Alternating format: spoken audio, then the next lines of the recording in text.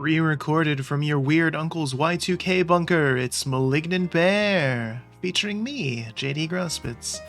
Hello everyone, it's time once again to celebrate, or celebrate, the end of the year and another Streamiversary for us.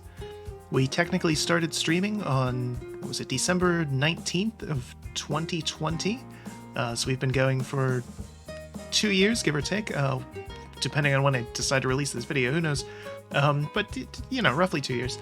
In that time we've done a lot. We've streamed quite a lot. We've put out quite a few videos and talked about a lot of things and played a lot of cool games and done some karaoke covers and all sorts of fun stuff. So, as we like to do at the end of the year, and as lots of people like to do at the end of the year, is we want to recap the year that we had and talk about some of the streams we did and some of the videos we put out.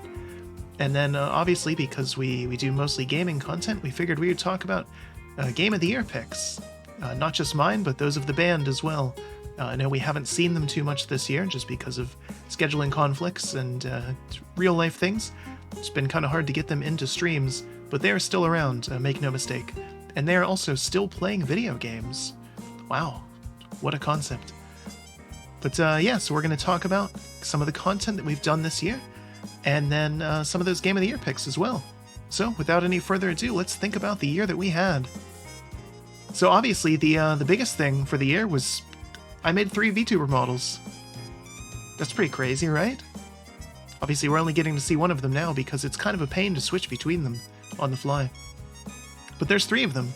You can see the headshots of some of the other ones.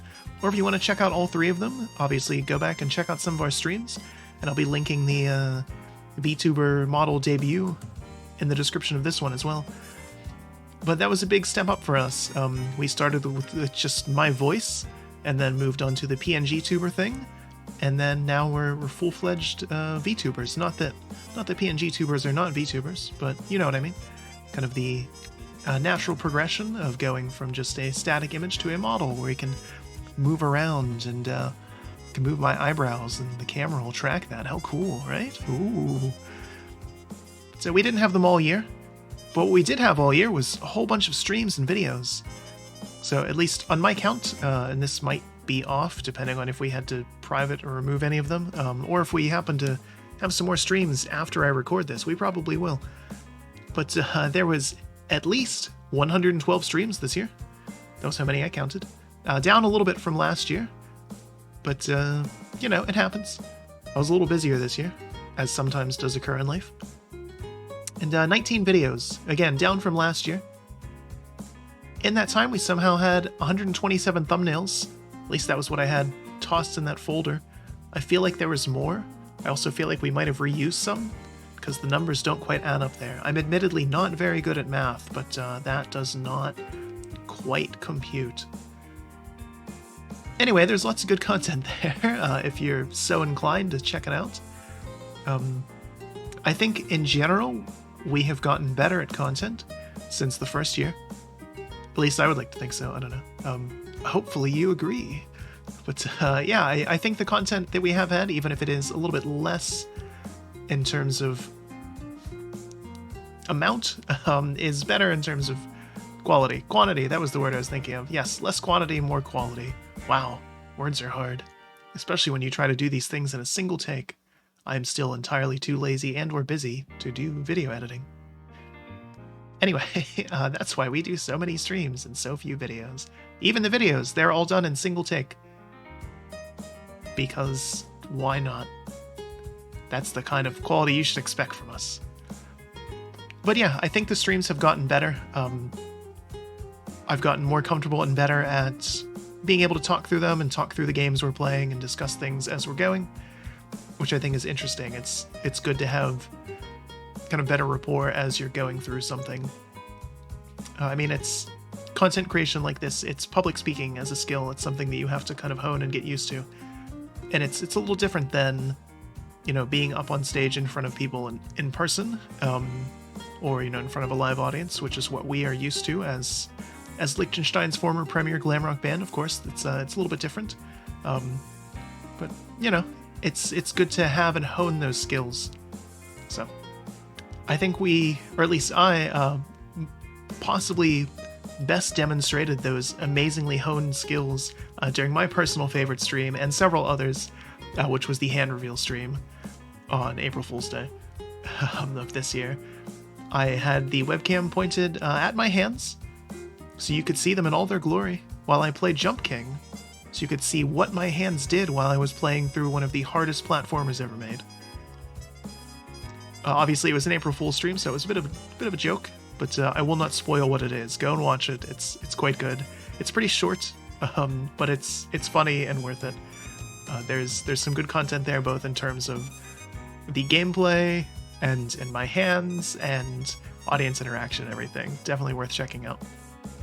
My favorite video, though, that we did, admittedly not a whole lot of them, but it was definitely the VR karaoke cover of Bakamitai. Everybody knows the song from the Yakuza games, and I wanted to make sure that we covered it at some point. So I did a karaoke cover in VR, so I recorded it with my full VR headset on, in a karaoke bar as Kiryu. It was quite good. My singing, not so much, but what else is new? But it's a funny take on it. I think I had a lot of fun doing it, figuring out how all that worked and making it happen. So I would recommend checking that out. But yeah, plenty of content this year to see, and hopefully we'll have more content going forward, as we often do. It's kind of the plan, at least. We'll see what else we can get up to. Maybe have some more improvements in terms of the stream and the quality and the assets and things that we use.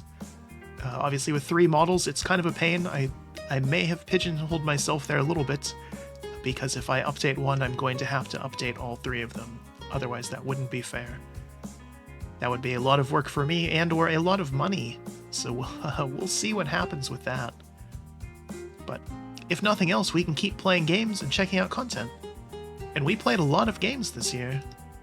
I didn't have time to count how many we played exactly, but let's talk about some of my favorites. These are my picks for Game of the Year. So obviously, we're not even going to try to spoil them.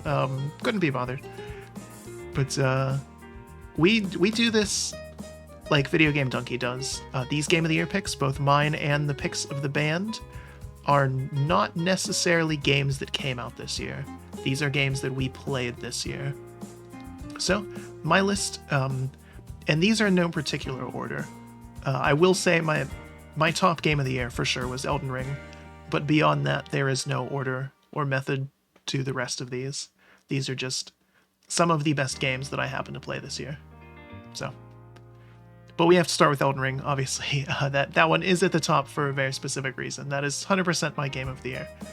I've been looking forward to that for a very long time, and unlike some other games that I was looking forward to for a long time in the past couple of years, that one did not disappoint.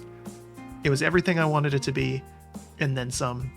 Just a fantastic immersive experience, tons of fun. From Software proved that they can still keep going and keep doing what they're doing in a different format, in the open world format. I think lots of games are going to be taking cues from it going forward, much in the same way that lots of games took cues from Breath of the Wild when that came out. I think it's going to put a lot of people on notice in terms of what you can do with an open world and the types of content and specifically combat that you can have in a game. So, but second on the list is Genshin Impact, and this one's going to be controversial. It was on there last year as well, and spoilers, it's also on the band's pick too. Genshin, obviously, it's a mobile game, but I like to think of it more as it's a full-fledged game that happens to have a mobile client. To call it a mobile game, I think, is doing it a disservice. It has tons of content, it's very good content, and it is continually getting better. I know lots of people like to rag on it because it's an anime game, and waifu collector, and a gacha simulator, and all that. Yes, it does have those things. There is a gacha, you do collect waifus, it is an anime game, blah blah blah. You can ignore all that stuff and just take in the fantastic content the game has. I think, especially with the introduction of Sumeru, the newest big content update that I got at the end of the summer, Genshin is one of the better, if not the best, open worlds I've ever experienced in a game. The design and content and the attention to detail and everything in that world is so good and so well done. It is just a blast to wander around and explore and check things out and see the new content that they're constantly adding. It absolutely has some faults and flaws and everything, but I still think it's worth checking out, and there's plenty of stuff to enjoy there, and you don't have to spend any money in it. You get plenty of free, prima gems and stuff to unlock new characters. Obviously, you're not going to get all of them, but you can, have a very good team just with the basics that it gives you, and then have some fun checking out some new characters as well. And just use those to check out the world, enjoy it, and especially check out some of the writing. It has some shockingly good writing for, again, a mobile game, as people are going to say. But there was some very good quest writing, especially in Sumeru. They took to heart the issues that Inazuma had and moved forward and have some great content in there. So I'm hoping that it'll continue to make this list because I've been having lots of fun with it, and I'm hoping it doesn't have a drop in quality. So anyway, next up is Bug Snacks. Yeah, talking about Bug Snacks. That was a long time coming, playing it. I had heard nothing but good things about it for a long time, and I was so glad that it lived up to that expectation. That was, I think it was the last game we streamed before the models, in fact, which is a shame, because that would have been a cool one to have with the models. That game was right up my alley in terms of humor. The content was fun and interesting and enjoyable. Pretty short, but it didn't overstay its welcome, which I think is important. I would highly recommend anyone who likes kind of quirky, just weird games like that to check it out and enjoy it. It's very much, it's Pokemon Snap on acid. There's no other way to describe it. But it's fun, it has a lot of good characters and interesting content, so I would highly recommend it. Or, of course, check out the VODs of the stream. Next up is Half-Life Alyx. This should not be a surprise. I've mentioned it a couple times. Half-Life Alyx is to VR what Half-Life 2 is to regular first-person shooters. It's a complete genre changer. It is bar none the most immersive game I've ever played. And if you have a VR headset that is capable of running it, and you haven't played it yet, you're missing out. It is the killer app for VR. It is so cool, so fun, so interesting, and I was so happy to see Valve finally get back into the Half-Life universe. I hope they keep going with it. Goodness knows it's been a long time. But even if they never do, I am happy that we got to see and experience Half-Life Alyx. Again, just the absolute killer app for VR. If you have not played it and you have a headset, stop this video right now and go play it. But another killer app for everything now, because it's out on phones as well, is Vampire Survivors. So this is based on it's based on another game, Magic Survival, I think it's called. But it's basically a bullet hell where you're the hell. People have been calling it a bullet heaven or action roguelike.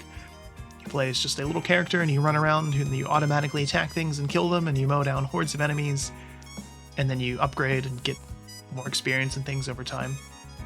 It is the most mindless fun you will ever have. Everyone that I have told to play it has loved it.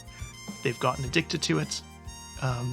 Even though it's not the first game in the genre, it has absolutely inspired and furthered the genre. There's tons of games that have been based off it, have continued to expand upon what it's done, and some of those also almost made this list. For example, Holocure is a very fantastic take on Vampire Survivors, and probably one of the best fan games I've ever played.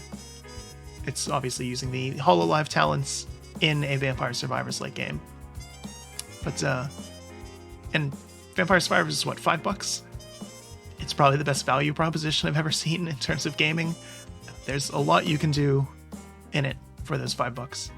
There's the perfect game to just kind of veg out and, watch a video, listen to a podcast, check out somebody's stream while you're playing it and having fun. And it's playable on pretty much everything. Obviously out on phones. Lots of people talk about it being the killer app for the Steam Deck. And I'm sure before long it'll probably get some console ports as well. So, Vampire Survivors, check it out. Next up, this one was very nearly not on this list, and that is Total War Warhammer 3. This game had a rough launch, and if I was to do a dubious honors, it for sure would have been on that. Up until the big update it got in the summer. Adding Immortal Empires and starting to do all of the fixes and changes that they've been committed to for the past couple months now has made it into a significantly better game. They still have a lot of ways to go with it. It is not quite done. The balance of it is still a mess. The optimization is still troublesome. It's still missing some content and things. But it's absolutely a dream come true as a Total War fan, as a Warhammer fan, as a strategy fan. The barrier for entry to it is ridiculous, because to get all of the content out of it, you not only have to get Total Warhammer 3, but also 1 and 2, and all of their DLCs. It is several $100s worth of game, and they need to address that. But if you have played the other ones, you should absolutely check out 3 by now. And if you like strategy games, or if you like Total War, or if you like Warhammer, and you haven't checked it out by now, it's probably worth the investment, and it's continually getting better, and the modding community for it is pretty great as well. So, Total War Warhammer 3, definitely worth being on this list. These next two are going to be a little bit of a shock. First one is Mystia's Izakaya, and we played this as a one-off stream in the summer. This is a Toho game, the series of bullet hells, except instead of being a bullet hell, this one was Diner Dash. You play as one of the characters from Toho, and you operate an izakaya, and you serve up various customers their food. You have to go and then gather the ingredients throughout the day and then serve them the food at night. And there's a little rhythm-based minigame in it as well. It was just fun. I had a lot of fun with it. I kept playing it off stream. I'm still playing it off stream, actually. It has a ton of content in it. It's all very well done. Everything in it works. They keep adding more content to it as well. It's just, all in all, a good package. I don't even have that strong of an affinity for the Toho series. I'm aware of it, and every now and then we do have streams some things from it and mention it, but I'm not, a massive fan or anything. It's just cool to see such a kind of basic concept to be done so well and so lovingly. I think that's what I really took away from it. So, if you like Toho, obviously you're going to check it out. You probably already have. But if you like Diner Dash clones, which is weird, there's not too many of those these days. Definitely a good game. But next up is the other weird choice, which is Love Esquire. It's a visual novel. I didn't play it on stream. I didn't mention it on stream at all. I never discussed this game one bit. And here it is on this list. Love Esquire is a visual novel / management game where you play as a squire who's been sent off to war, and he is determined to find love before he dies. This came out a couple years ago on PC, and it not too long ago got a phone port as well, which is actually where I was playing it. It's a lot of fun. One of the producers of the game is Jesse Cox, who you might remember from bankrolling the Monster Prom series. It has some of that same kind of raunchy but fun humor. It never gets too extreme. It's, teen at most. But it's fun and silly. The thing that really got me with it and why it's on this list is the writing is way better than it has any right to be. All of the characters that you can interact with, both the potential dates and other characters throughout the world, are very well written. They have some interesting backstories, some clever dialogue. The interactions they have with each other and with you as the player are all very good. There is a lot of care and attention put into those stories and the world that they inhabit. You have to do quite a lot of work to get to them. It is a grind, and a pretty tedious one at that. But you're rewarded with, again, some very interesting characters, some good writing, and some pretty unexpected twists as well. So, worth checking out if you're into visual novels and you want to see. Again, it's a little childish at times in terms of the overall objective of what your character is doing, but the characters that he interacts with and his growth throughout the game are quite cool to see. And last, but certainly not least, is Power Wash Simulator. Obviously, this was going to make the list. This is the best first-person shooter I've ever played, and I will fight people over that. And that is with Half-Life Alyx being on the list. No, but obviously, Power Sim was a lot of fun. This was a joke game that friends had been telling me to try for years, ever since it first launched into early access, and boy were they right, and boy do I hate them for it. It is almost as addictive as Vampire Survivors is. It has a ton of content. It is so satisfying to play. Again, another perfect do something else while you're just mindlessly cleaning sort of game. Story in it was kind of cute too, I'll say that. Nothing spectacular, but you know, they didn't have to put that in there, and they did. So obviously you've probably played it by now, though. This was another one of the surprise smash hits of this year, both in when it was in early access and then when it launched as well. So there's a couple games on this list that did actually come out this year, but yeah, Power Wash Sim, worth checking out. Maybe not quite on the same level as Elden Ring, but still very worth being on this list. But of course the band also submitted their list of games of the year. We got lazy and reused the exact same picture, we just changed the words a little bit.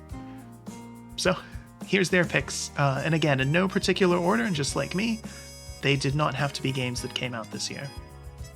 So first up, Vampire Survivors, like I said, everyone that I told about this game, and some of them I purchased for them, my apologies, my bad.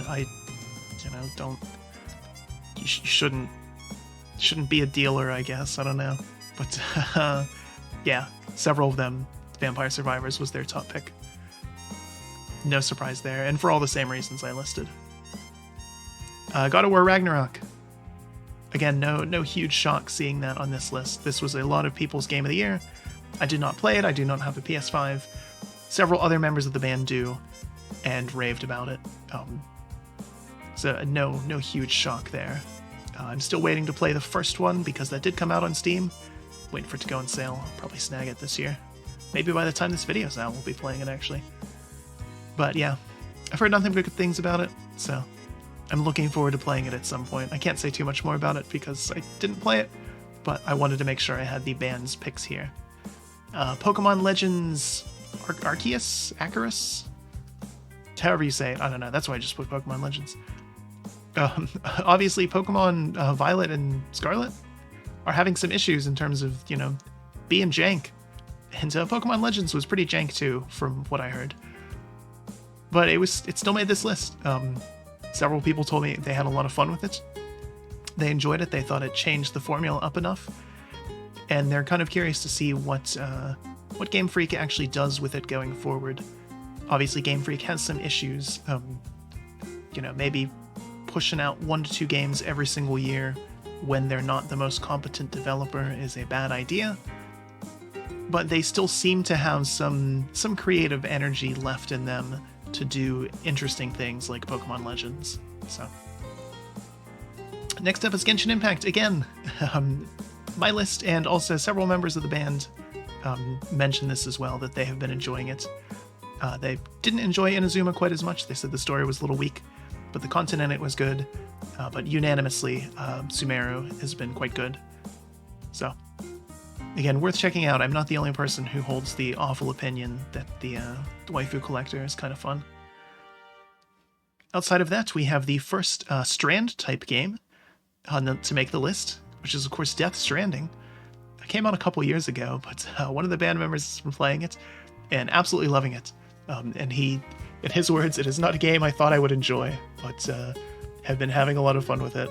So, you play as a mailman. As Norman Reedus, a mailman. You get to wander around the world and drink Monster Energy and pee and deliver packages. That's it. And sometimes you get attacked by Troy Baker. That's the game. That's it. But it was in somebody's Game of the Year list. No, I've heard good things about it, and we will be playing it at some point on stream. And obviously the sequel just got announced, which is interesting. Kojima hasn't done a direct sequel to one of his games in a while, so curious to see what he does with it. It seems interesting, it seems kind of cool, kind of silly, so looking forward to it at some point. Next up is another PlayStation exclusive, Horizon Forbidden West. I just have it here as Horizon 2. What's not to like? Play as Aloy. And you kill dinosaurs, robot dinosaurs. That sounds pretty good to me. I don't know. But yeah, several band members mentioned this one as well. They said it was a lot of fun. They like kind of the big open world games like that, lots of action. They said the story was a little tedious at times. Maybe a little too much dialogue in it, keeping you from the fun parts. But still good, still worth checking out. We are going to play the first one on stream at some point as well. So, because that came out on PC too. So, next up is Fire Emblem 3 Houses. I know, another Switch exclusive, wow. I'm a big fan of Fire Emblem. I have not played 3 Houses yet, it is on my list. We will not stream that one, because it's quite a long game. But I enjoy Fire Emblem, and I'm not the only one who does.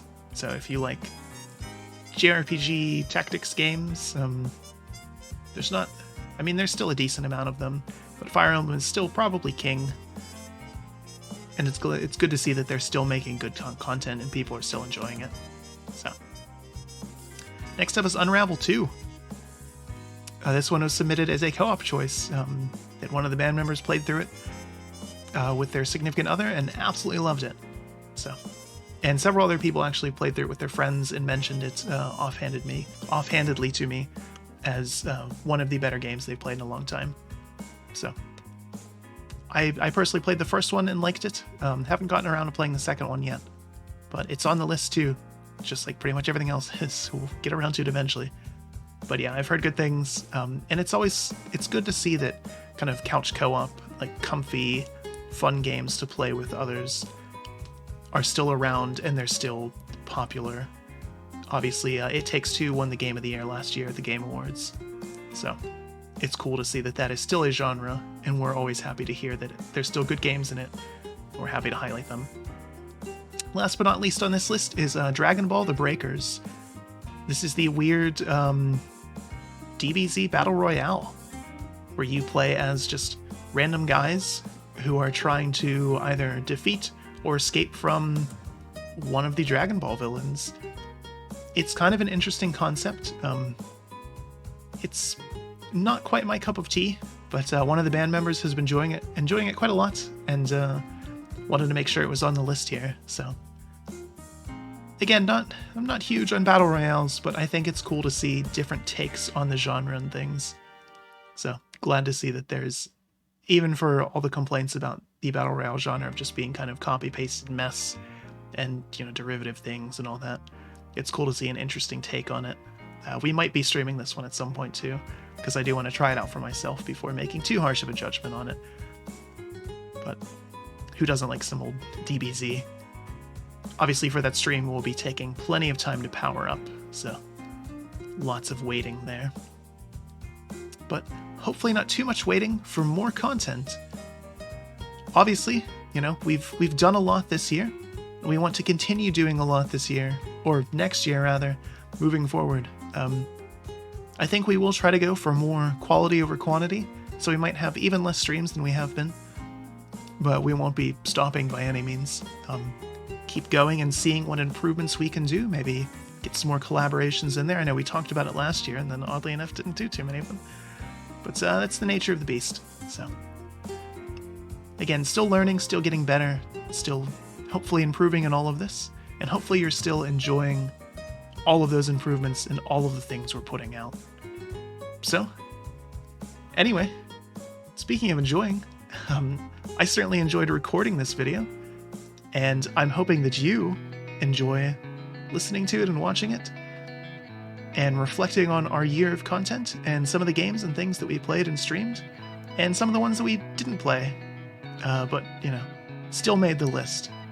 Obviously, it's always fun to have some fun in your downtime as well, so hope you're getting to enjoy this in your downtime, and enjoying any holidays you might celebrate, because that's when this video is going to come out. And until next time, have a good one.